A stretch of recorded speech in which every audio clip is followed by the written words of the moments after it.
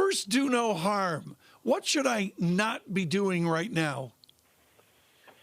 Well, I think it depends on your time frame. I mean, I think the biggest danger is all the cash that's sat on the sidelines waiting for a pullback because people freaked out and sold in earlier this year. And they're all waiting. There's so much cash on the sideline waiting for this elusive pullback to get invested. So the worst thing you can do is to not be invested in the market. And I think a dollar cost averaging technique still is the best idea. Now, near term, having said that, near term, the markets, in my opinion, due for a pullback because it's very, very overbought. So I wouldn't lose my head here and suddenly rush into the market because I feel like I'm missing out. Andrew, I want to go back. I want to go back a couple years to when you were an analyst at Brown Brothers Harriman, and it's just real simple here. You look at these multiples: price to sales, price to cash flow.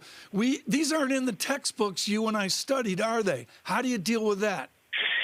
Yeah, well, I mean, two things. Number one is I do, and I'm going back to, I remember way back, Tom, in the late 80s, and someone from that firm said to me, you never buy a municipal bond when it yields less than 8%. So,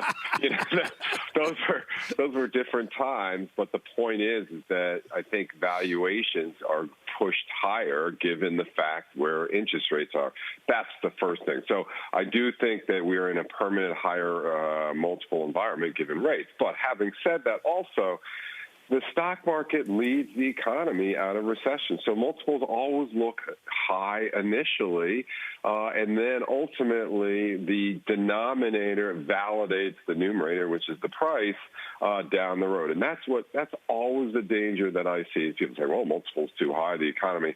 And then the economy seems to validate the stock market. So I hear all the time from investors is, there's a disconnect between the stock market and the economy. Well, the disconnect is the stock market is a leading indicator and the economy is a coincident indicator. And ultimately, the economy moves towards the stock market. The stock market doesn't move towards the economy. And I think, we're getting that point, but there's no question, given the magnitude of the rally off the low, the stock market, the economy needs to start to kick in here, or we're ripe for a pullback.